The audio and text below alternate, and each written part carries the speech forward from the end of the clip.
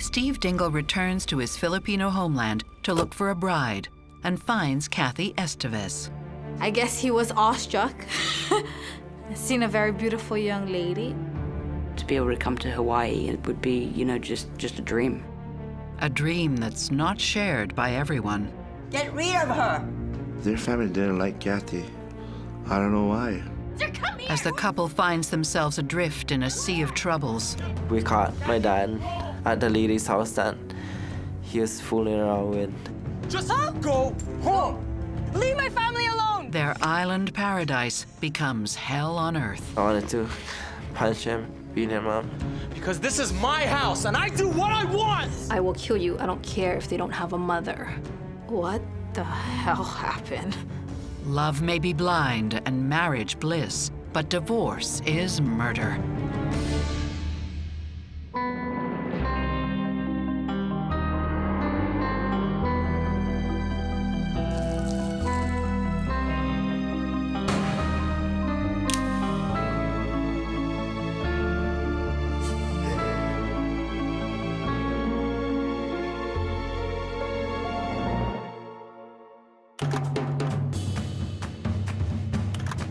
Steve Dingle, a Filipino native who now lives in Hawaii, is making a long-awaited trip back home. Family and friends have missed his gregarious presence. He was very outgoing, kind of almost yearning for the center of attention, whether it was singing or joking or drinking. Steve is traveling with a family friend, Ludovico, who's moving back home to the Philippines for his retirement. But this is no ordinary holiday for Steve. At the age of 26, he's got a steady job in the Hawaiian tourism industry, and he's ready to settle down. He's come back to look for a wife. Come on, man. You're a lucky man. You know how long I've been waiting for this? A lot of times, families here in Hawaii, they have families back home in the Philippines, and they were asking to see if any single male was available to marry that family member and bring them back here. Steve checks out a couple of prospects, but comes away disappointed. Sorry, Ludo. Not for me. Steve packs his bags, ready to return to his bachelor life in Hawaii. But then he gets an unexpected visit from his traveling companion, Ludovico.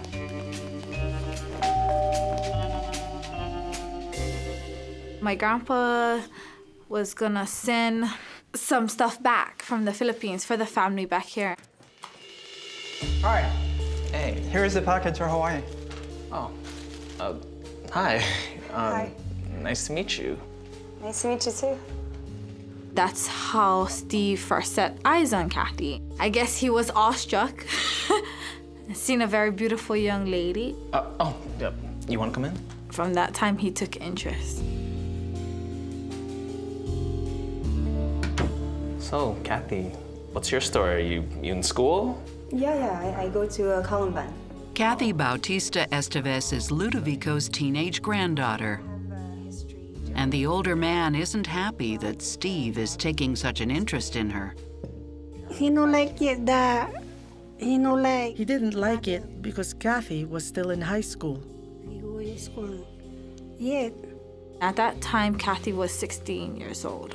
Steve is taken with her looks and her quiet confidence. I think his appeal was the physical attraction of her beauty and the way she carried herself. She was quiet and reserved, very pleasant personality. Have you ever been to Hawaii? No. Really? It's a really beautiful place. I mean, I'll have to show you. I don't know. Really? Once you graduate, I mean, come on. I'm sure you would like to travel the world, right? Where's your restroom? Oh, it's in the corner over there. From Cathy's perspective, Steve would be a great catch.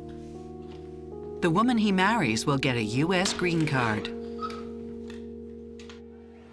And now is a good time to be leaving the Philippines. Since the People Power Revolution 4 years earlier, the Philippines has been shaken by attempted coups and economic troubles. As far as Steve is concerned, Cathy would also be a good match. She's hardworking and studious. She speaks English and is planning to enroll in a technical college after high school. She's seen an opportunity to come to Hawaii and to have a better life. And my aunt and my grandpa, guys, wasn't poor, where they were really, really struggling. And for Cathy, I think she was determined to make a better living for herself and eventually for her family. Psychotherapist Stacy Kaiser and forensic psychologist Brian Russell are concerned that Cathy is too young to make such a life-changing decision. She's still a minor at this point, so I don't think that that's relationship material for him. She's still in high school, she's starting to develop her personality, and he's off on his own working and living an adult's life. Steve is really just looking for a wife. And it seems like his criteria is someone of the same culture who has similar values. So I think when he meets Cathy, he says to himself, she meets my criteria. And age at that moment doesn't matter to him. The problem in this case, though, is that she hasn't really fully developed herself yet into the kind of an adult who could make an intelligent choice as to what they wanted in a long-term healthy relationship going forward. Even if they decide to go forward with it now, down the road they might regret it, and then you might end up losing it. But her age does matter to Cathy's family, who put a hold on this budding romance. So, you ever been to Hawaii? No. Do you like living there? It's a bit lonely. Maybe this will help.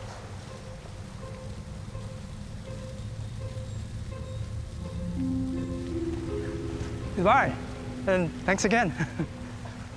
Bye.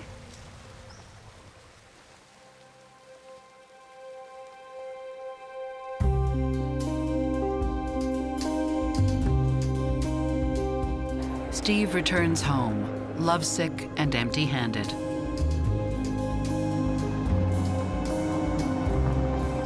But he can't get Cathy out of his mind. Steve sent me a letter to pass on to Cathy. Maybe it was a love letter. As the months go by, Steve patiently conducts his long-distance courtship. Cathy is a reluctant correspondent. In the beginning, though, she didn't want to write back. Especially for women, we tend to protect ourselves, you know, so to speak, and we don't want to get hurt. Steve is working hard as a bellman at a luxurious beach resort, saving up money so that he can bring Cathy to Hawaii to live with him.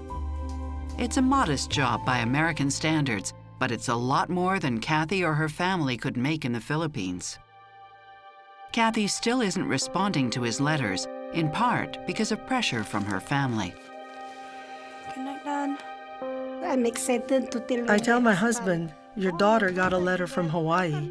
He said to me, why are you so happy? You know she's too young. He said to me, But that doesn't mean she's not interested. She confides in her Aunt Ida, who lives in Hawaii. Ida, who used to work with Steve, knows him well. She saw that Steve was really pursuing her. So she asked me what Steve was like. Steve, how I told her. How is? Hi, Auntie. It's Cathy. He is a really good guy. Okay, I gotta go. I'm gonna call him back. Bye. With Ida's influence, Cathy's family is finally warming up to the idea.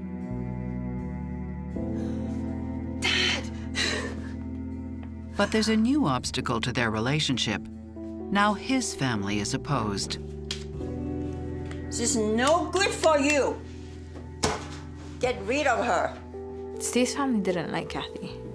They expected him to marry somebody of quote-unquote higher status. And they wanted their son to marry somebody with money or marry into a family that had money.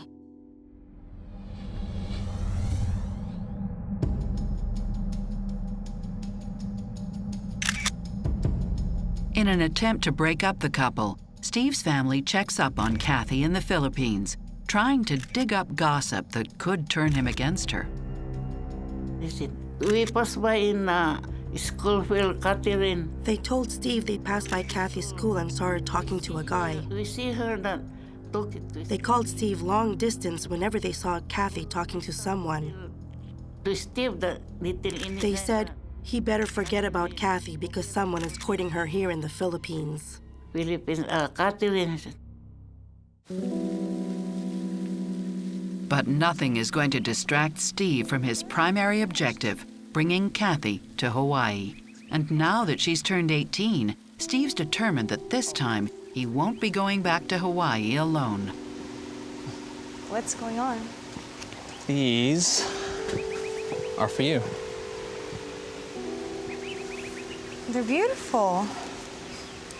Cathy, will you marry me? Yes.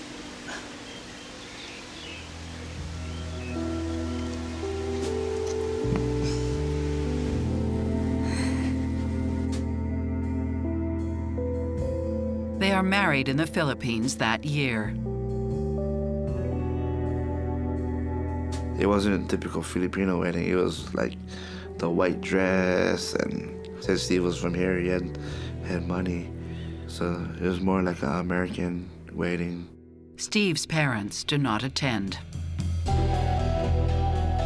Marriage and family are typically highly valued in Filipino culture. So you would expect that his family would be excited that he's met somebody that he's excited about. So the fact that they're not signifies to me that they had significant cause for concern about whether or not this was being done for the right reasons, was the right match, or whatever.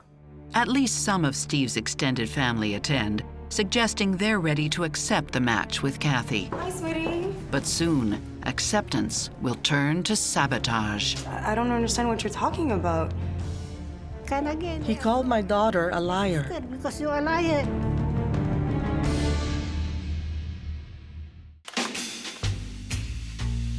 Despite his family's opposition to their long-distance romance, expat Filipino Steve Dingle has married his young love, Cathy Esteves, back home in the Philippines.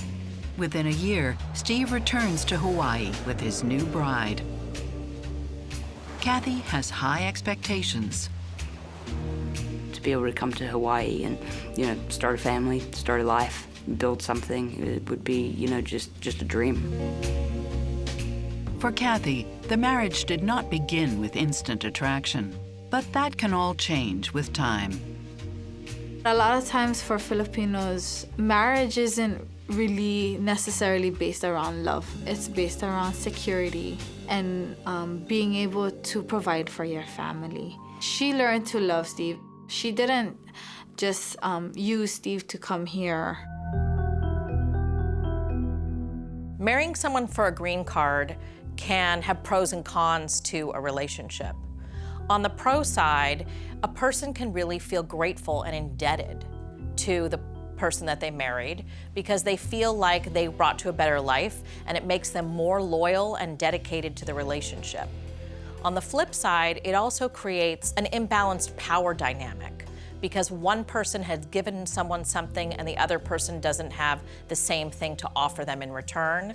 And so that can create a level of a relationship that causes conflict. Whatever the future holds, for now, they're having fun. They had dates. They used to go to dinner, watch movies. He'd always be joking around and stuff. And he was always happy also. It's so much fun. Come on. Wow, those are huge. Well, welcome to America, home of the brave. Very brave.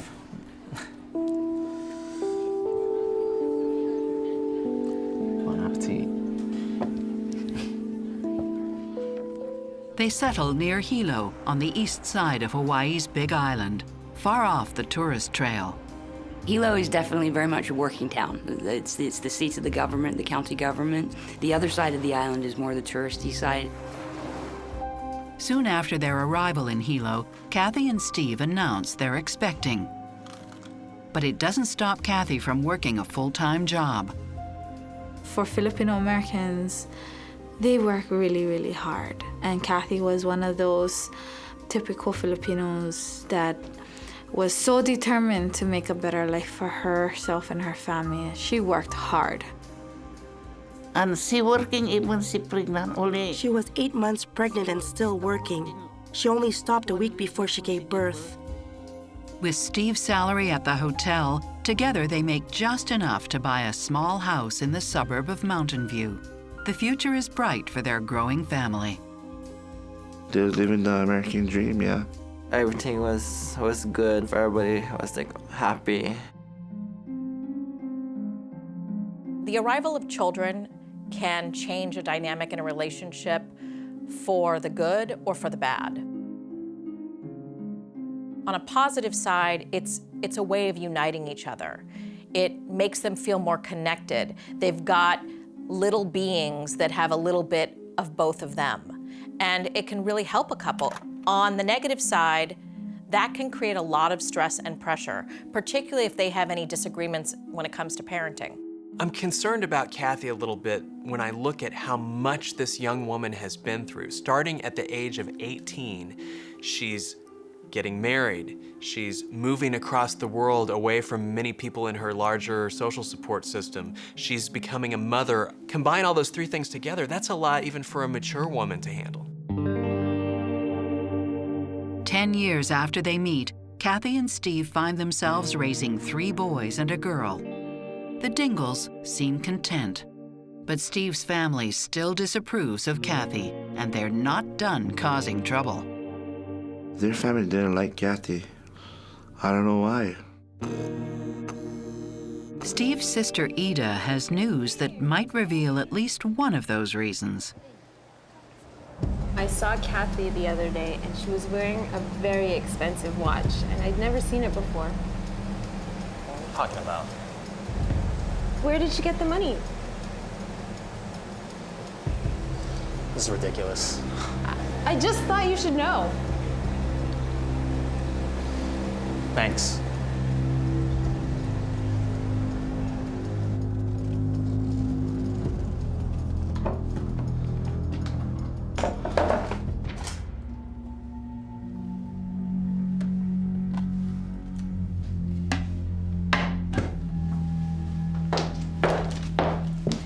Hi, sweetie. So I found the receipt for your expensive watch. Yeah, this is the receipt for the watch, so? No, talking about the other one, the expensive one, the one you've been sending to your sisters. Okay, Steve, there's no other watch. I don't understand what you're talking about. But Cathy's denials only make him angrier. Soon, Steve and Cathy's quarrels over money escalate. This is a house in Philippines. Where Cathy getting all the money for this? When he learns Cathy's mother is building a house in the Philippines. Cathy never said a word about this. Of course it doesn't tell you about this. He becomes convinced that Cathy is paying for it. Steve told my daughter, I have no more money because you sent it to the Philippines for your mother to build a house. Like that. It's not true, but Steve's family has planted the seeds of suspicion, and now he's ready to believe almost anything. Steve, what are you doing home? How is she paying for this? What are you talking about? Tell me the truth. Are you paying for this? What? It's my mom's house. What are you talking? You're a liar, Cathy! Steve! And I can't stand liars. Again with my sister because you're a liar. He called my daughter a liar. That's when I started worrying. With tensions simmering in the marriage, Steve opts for the easy solution. My dad used to not come home and stuff. It would just be my brothers and sister and my mom and then my grandma, and then my dad wouldn't be home.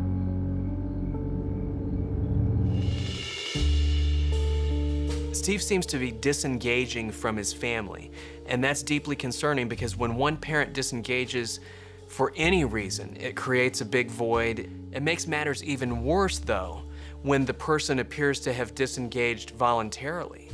Steve appeared to have everything that he wanted. He sought out a wife, he sought out a family, and so when you begin to see somebody walking away from the very thing that they worked so hard to achieve, it's suspicious and concerning. It makes me wonder what is going on in that household or what is going on outside of that household that is keeping him away. Steve claims there's a good reason for his absence. He's trying to make ends meet. He would say that he's working overtime, and then we would check, we'd call his work to see if he was working. He wouldn't be working.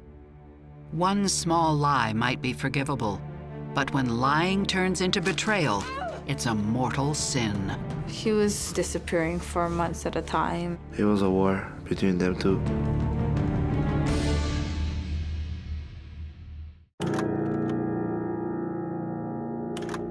As tensions mount in the Dingle household, Cathy is becoming suspicious about Steve's mysterious absences from home.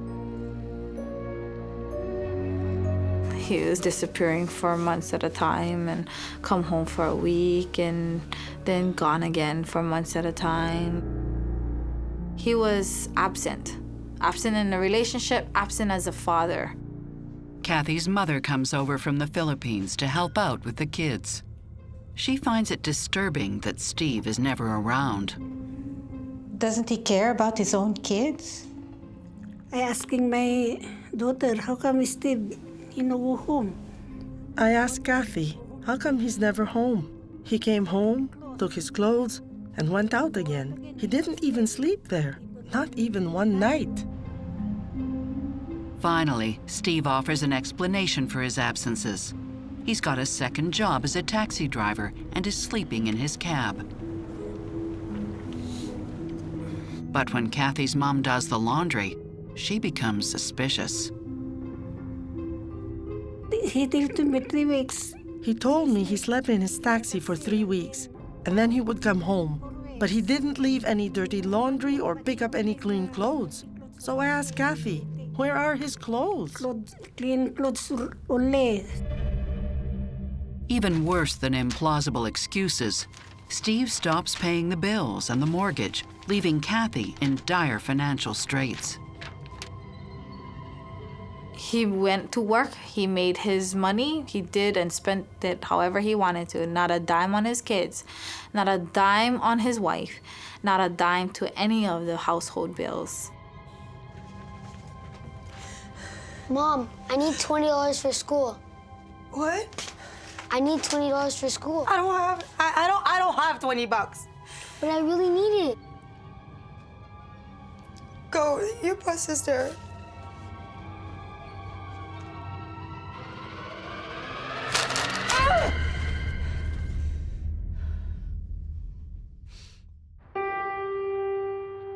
She ended up getting a second job to support her family because of the absence of her husband. Cathy has many questions for her absent spouse. One night, after Steve has stopped by the house and forgotten his phone, she sees her chance to get answers. My mom checked his phone one night. She seen a number and she was asking who's that. Steve's been calling a woman every day, often several times a day. Kids, we're going for a ride. In a small community like Hilo, it's not hard to track the woman down. She works at the next-door resort to where Steve works. Kids, wait in here. Cathy summons up the courage to confront Steve's lover, Gloria Aquino. We went to the house and stuff, and then we was knocking on the door. Steve! I know you're in there. Open the door.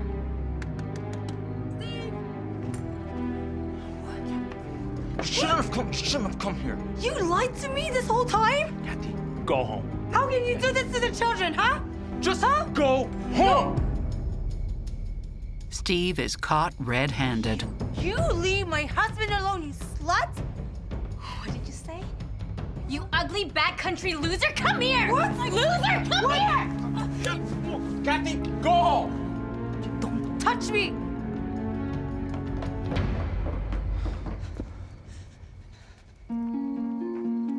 While I completely understand Cathy's desire to jump in her car and catch her husband in the act, her decision to bring her children along was really unfair to them and inappropriate. Kids are supposed to be insulated from their parents' problems. They don't need to know all of the ins and outs of the betrayals and the lies. And so the fact that they're being faced with this and having to see their father with another woman could be something that not only hurts their relationship with their father, but it could impact their future relationships with other people because their trust has been shattered. Cathy may have hoped that if she would have caught Steve, if she would have confronted Steve, that somehow that would shake Steve or shake the affair. Tremendous damage that they were doing to this family. Unfortunately, I can tell you in my experience that it's highly unlikely that just getting caught is going to cause a person in the long run to become a different, better person. So it leads me to think that Steve's focus is not on the family. Steve's focus is on Steve. Cathy hopes the unpleasant confrontation will spell the end of the affair. She soon learns the hard way that she's wrong. Cathy found a videotape in the trunk of their car. And she was curious what was on it. Inside.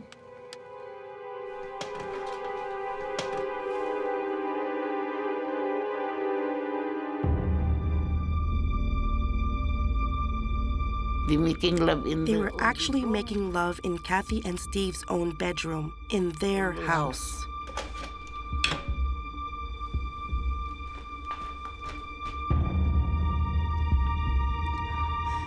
How can you do this to me? Leave me alone, Cathy. Why did you have to do it in our own house? Because this is my house and I do what I want! Mommy.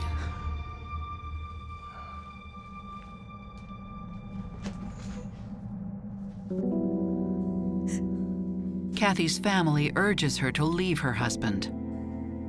People are telling her, what you waiting for? Divorce him already. Divorce him, make him pay child support, whatever, alimony, you know, you're gonna have all that stuff. But Cathy refuses. She has strong feelings against divorce. Like most Filipinos, she's Catholic, and divorce is illegal in the Philippines. Her instinct is to tough it out. My daughter didn't want to get divorced because the children were so young. She didn't follow my advice. At work, Steve's affair is shrugged off, possibly because it isn't the only illicit relationship among staff. One of the Filipino employees in his department is having an affair with another employee, and she's making little effort to conceal it. One evening, the affair comes to a brutal end. The woman's husband ambushes them in the parking lot and coolly pulls a gun on his wife's lover. Lito Mateo shot and killed the victim in the parking lot of a hotel in Waikoloa. There are actually 18 bullet holes within the victim. the murder sends shockwaves through the tight-knit Filipino community in Hawaii. We all knew about it. Hilo is a small town. Steve is especially shaken by the killing. Given the troubles in his own marriage, he decides to file for divorce.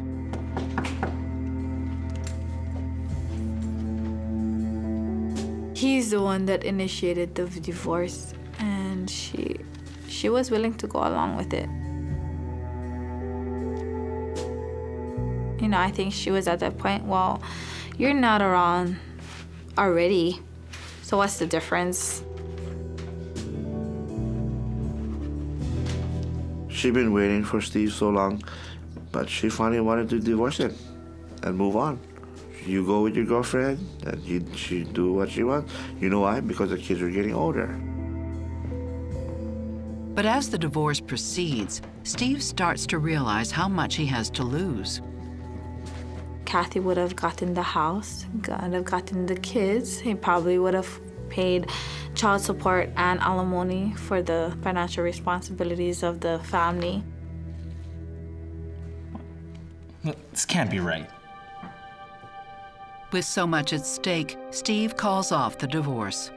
He changed his mind because he didn't want to become financially responsible for Cathy and the kids and have to lose his home. I don't want a divorce. With Steve willing to come back to her and the family, Cathy agrees to give him one more chance. But there's one thing that Steve refuses to give up. He didn't want to get a divorce, but he didn't want to stop his affair either. Leave my family alone! This patched-over marriage is primed and ready to explode. The restraining order was mostly for the girlfriend to stay away from Cathy.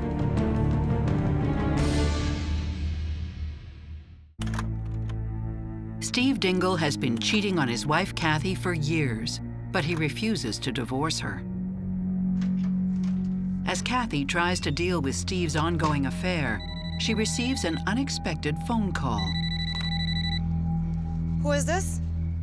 It's a slut. How dare you? I think truly the mistress was in love with Steve and wanted to break up the marriage. Why are you calling me? Because I hate you. You leave my family alone. He's mine and there's nothing you can do about it. Don't touch my family. Leave my family alone. She was constantly harassing Cathy with phone calls. Ah! The harassing calls become more frequent and more threatening. I'm having sex with your husband right now. It gets so bad that even Steve realizes that Cathy needs some legal protection. Steve went with Cathy to do the restraining order.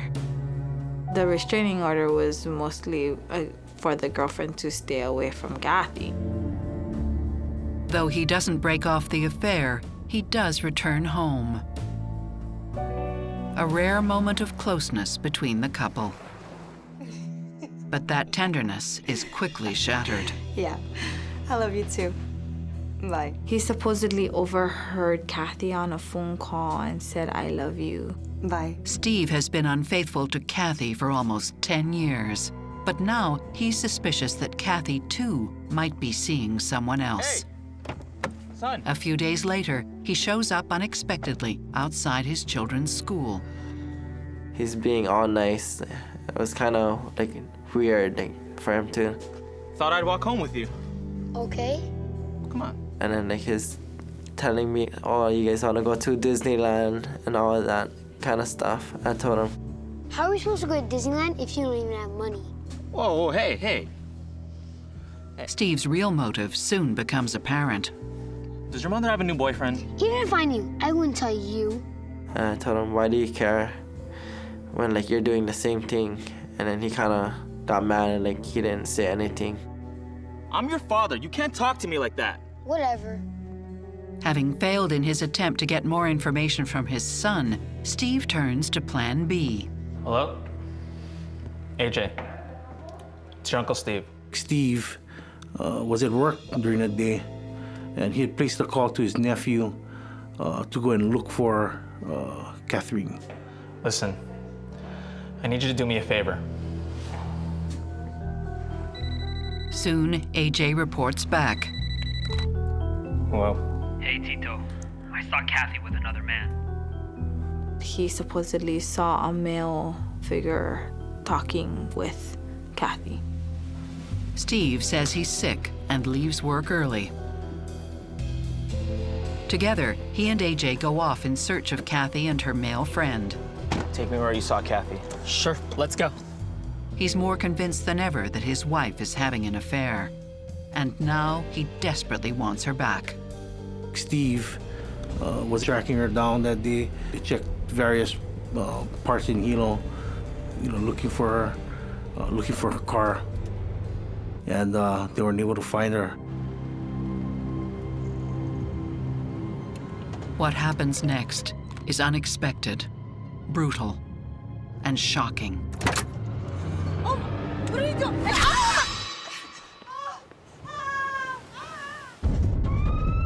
Cathy is rushed to the hospital, and the family rushes to her side. We get a phone call from my mom, who's already at the hospital. My mom tells my husband that Cathy was stabbed.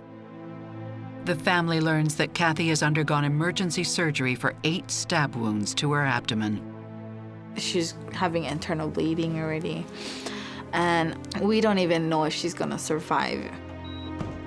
Cathy's family still doesn't know what happened or who stabbed her. Mom? Mom? Nobody could tell me anything.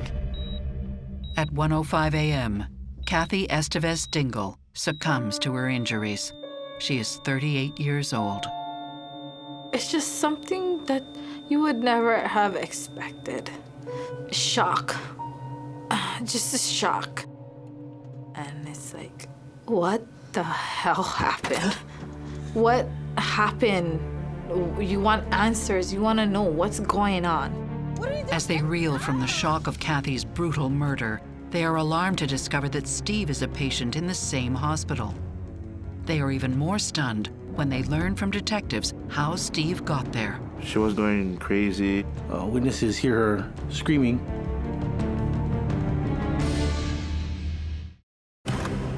Cathy Dingle is dead and husband Steve wounded, possibly by the same attacker. What happened that day in Hilo? For answers, police turn to Steve's nephew, AJ. Take me where you saw Cathy. Sure, let's go. AJ tells police that he and Steve finally found Cathy around 5 p.m. that afternoon. There she is. Pull over. AJ, get out of here. Don't wait up for me. Steve tells him, don't go over there, just keep on going, keep driving. That's you. What are you doing? Stop it! Stop! She runs out through the parking lot onto the sidewalk. She's running for her life. At this point, he catches up to her and stabbed her twice. Onlookers rush to protect her from her assailant. He was confronted by the male with the bat. Cathy tries again to get away. Finally, a nearby driver sees his chance to end this ferocious assault once and for all.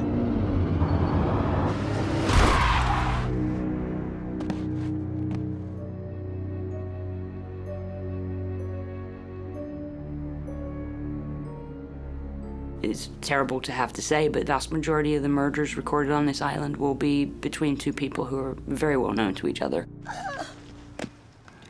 It was my husband.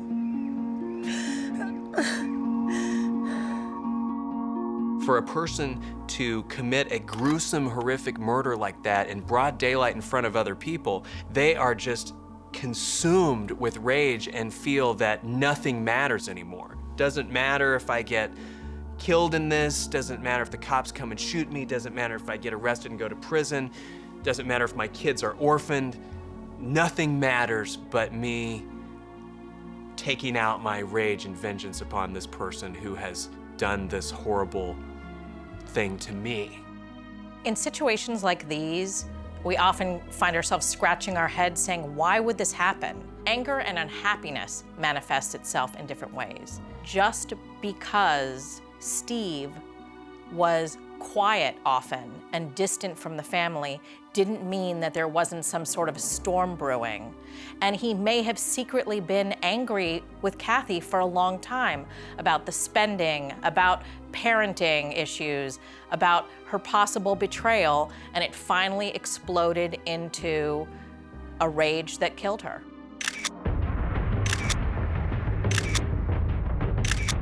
With multiple witnesses, the police move quickly. Steve was charged by a grand jury of murder in the second degree, which is knowingly killing another person. But he does try to explain his actions. He will argue that he was under extreme emotional duress when he killed Cathy, a form of psychosis brought about by jealousy. He tried to claim insanity. I love you too. But then, investigators learn that only days before the murder, he'd already revealed his capacity for violence. You think you can fool around on me? And his murderous intent. I will kill you if you fool around with another man. I don't care if the kids don't have a mother. What we did know is that prior to him murdering Cathy, he had gotten into an argument with her nights before where he had threatened her in front of her mother, in front of their son. Bolstering the case that Steve had planned the killing, surveillance footage reveals that minutes before attacking Cathy, he purchased the murder weapon. There was footage from a supermarket in the downtown area where he buys the biggest knife there, not the smallest one, not a medium, but the biggest knife there, which he used to stab Cathy. It becomes clear that Cathy's killing was entirely premeditated. There was no loss of self-control. He made choices that day. He did leave work early. Take me where you saw Cathy. He did drive around, literally hunting down his wife, trying to look for her. He planned it, you know. He had the devil in him, you know. I'm gonna kill this lady. Faced with overwhelming evidence of premeditation, Steve pleads guilty. He is sentenced to life in prison with the possibility of parole. In court, I believe the one sentence he just said was, yes, I'm responsible for taking the life. And the judge says, you know, who was that? And he said, Cathy, my wife. Steve showed no remorse, never said sorry, not once. Only in the court. Even then, he just said, I'm sorry for what I did, but I love my kids. That doesn't answer nothing. That doesn't answer anything. That doesn't tell us why he did it, what was said, what came out of it, what drove him to that point. There's an earlier murder in this story where one of Steve's co-workers kills his wife's affair partner. And you have to wonder if there might have been something of a copycat effect here, if he maybe sort of admired that guy in a twisted sort of a way for having sort of asserted his manhood somehow. And since Steve really didn't have any identifiable affair partner to go after, he took it up a notch, took it a step further, and actually went after Cathy. I have a theory about Steve, which is that he had some underlying self-loathing for not being able to provide for Cathy and the kids to the level that another guy might have. And he did what some people unfortunately do, which is develop resentment towards the reminders, the constant reminders of his own inadequacy. So I just wonder if Steve didn't carry around some very negative feelings about himself that sort of spilled over into all of the rest of this. I don't think she was having an affair. I think she started to confide in someone and started to become close and build a friendship with someone. I miss her a lot. And I wish that she got through the divorce while she was alive. Cathy's children now live with her mother, Lydia. No, it's hard because all that kind of... It's hard. Cathy's supposed to be taking care of the children, but it's me. I'm all alone. All the kind. I know, like... I don't like to talk about my daughter anymore. Daughter already. Because I'm tired of crying. I cry all the time, day and night. Crying.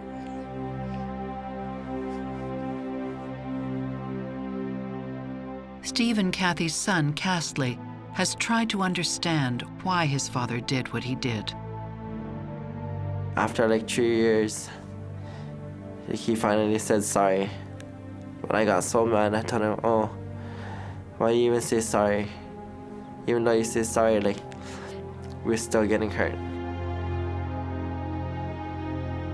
She was a good person. She was a good mother. She was a good daughter.